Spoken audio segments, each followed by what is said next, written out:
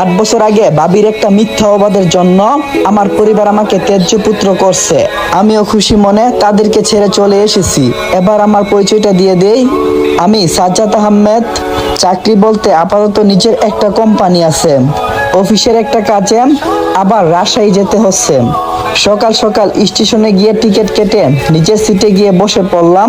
নিজের সিটে বসে সামনে তাকিয়ে অবাক হয়ে গেলাম, কারণ আমার সামনে আমার ভাবি ও ভাইয়া, কুলে একটা বাচ্চা, আব্বু আম্মু, ভাবির বোন মায়া বসে আছে। আমি তাদেরকে দেখে অবাক হলাম, তারাও আমাকে দেখে অনেকটাই অবাক হলো, কিন্তু কেউ আমার সাথে কথা বললো না।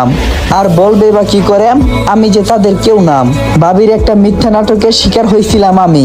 খেয়াল করলাম ভাইয়া আমার দিকে তাকিয়ে আছে, বোধহয় আমাকে কিছু বলবে। সেটা শোনার অপেক্ষা করতে করতে সেখান থেকে চলে এলাম। আজকে আমার সাথে কথা বলেও লাভ নাই।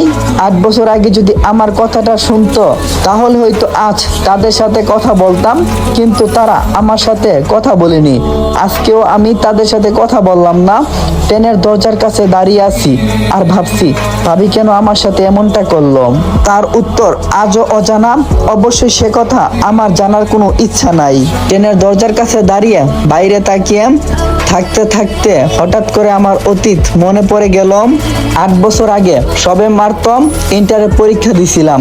পরিবার বলতে আমি, আব্বু এবং ভাইয়া। একদিন নিজের রুমে বসে বসে ফেসবুক চালাচ্ছিলাম, তখনই আব্বু আমার রুমে এসে আমার হাতে কয়েকটা কার্ড ধরিয়ে দিয়ে বললেন, এই নে তোর বড় ভাইয়ের বিয়ের কার্ড, তোর বন্ধু বান্ধবকে দিয়ে বিয়েতে আসতে বলবি। আমি কার্ডগুলো একটু খুলে দেখলাম, ভাইয়ার বিয়ের কার্ড। বিয়ের সময় দেখলাম পরশু বিয়ে ঠিক করছে, আমাকে বলল না। আর আব্বু আমার পাশে বসে বললেন, এই যে এখন বললাম, তুই কি তোর ভাইয়ের বিয়েতে থাকবি না? আমি কার্ডগুলো টেবিলের উপরে রেখে বললাম, আমাকে কেউ দেখছো কারো বিয়েতে থাকতে? আর এসব আমার ভালো লাগে না, যার জন্য আমি তাকি না। তখন আব্বু বলল, ঠিক আছে, তুই যেহেতু থাকবি না, এতে তো আমার কোনো কিছুই করার নাই। তাহলে কোথায় যাবি এবার? আমি বললাম, ভাবছি কক্সবাজার যাব। আব্বু বলল, ঠিক আছে। তখন আব্বু কিছু না বলে সেখান থেকে চলে গেলেন। পরের দিন ভাইয়ার বিয়ের কার্ডগুলো আমার বন্ধুদেরকে দিয়ে রাতে বাসে করে রওনা দিলাম কক্সবাজারের উদ্দেশ্যে। 5 দিন থেকে আবার রাতে বাসে করে বাসার উদ্দেশ্যে রওনা দিলাম।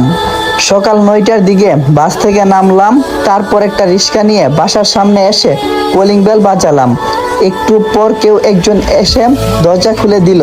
এটা আপাতত কোনো মেয়ে। মেয়েটিকে প্রথম দেখে আমি হা হয়ে গেছি, একদম পরীর মতো দেখতে। আমি সেদিন খেয়াল করলাম না, নিজের রুমে চলে এলাম। মেয়েটি আমার ভাবিও হতে পারে, বলা যায় না। আমি এখনো ভাবির কোনো ছবি দেখিনি। রুমে এসে ফ্রেশ হলাম, তারপর ঘুমিয়ে গেলাম। ঘুম ভাঙলো রাতে, তাই ফ্রেশ হয়ে নিলাম।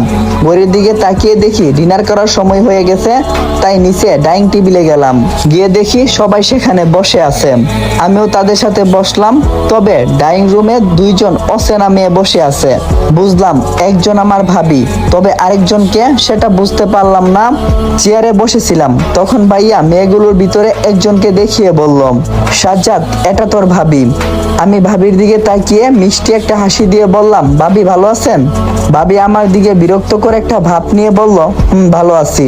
আমি বুঝে গেলাম ভাবি আমার সাথে কথা বলতে চাই না, তাই তখন আমি কোনো কিছু বললাম না। তারপর ভাইয়া আরেকটা মেয়ের সাথে আমার পরিচয় করিয়ে দিল, মানে সকালে যে দরজা খুলে দিয়েছিলাম সেটা। সে হলো আমার ভাবির বোন, নাম মায়া। আমার সাথে ভালোভাবে কথা বলল, কিন্তু ভাবি কেন যেন আমার সাথে কথা বলল না। পরে আমিও তার সাথে কথা বলতে চাইনি, নিজের রুমে গিয়ে ঘুমিয়ে গেলাম। পরের দিন বিকালবেলা বাসার ছাদে গিয়ে দেখি মায়া এবং ভাবি দাঁড়িয়ে আছে। আমাকে দেখা মাত্রই ভাবি মায়াকে নিয়ে নিচে নেমে গেল। আমি বুঝতে পারছি না সে আমার সাথে এমন ব্যবহার কেন করছে। অবশ্যই তারা চলে যাওয়াতে আমার ভালোই হয়েছে। একা একা ছাদের উপরে দাঁড়িয়েছিলাম, তখন মায়া আমার পাশে এসে দাঁড়িয়ে বলল, কি করছেন? আমি মায়ের দিকে তাকিয়ে বললাম, কিছু না, এমনি দাঁড়িয়ে আছি। তখন মাইয়া কিছুটা হাসি দিয়ে বলল, আপনাকে একটা প্রশ্ন করতে পারি? আমি মনে মনে বললাম, যখন থেকে এসেছেন প্রশ্নই তো করছেন, আবার জিজ্ঞেস করা লাগে যে একটা প্রশ্ন করব? আমি কিছু বলি না দেখে আমার বাম কাঁধে ধরে একটা ঝাঁকুনি দিয়ে বলল, কি হয়েছে, কিছু বলছেন না কেন? তখন আমি মায়ের দিকে তাকালাম, তারপর বললাম,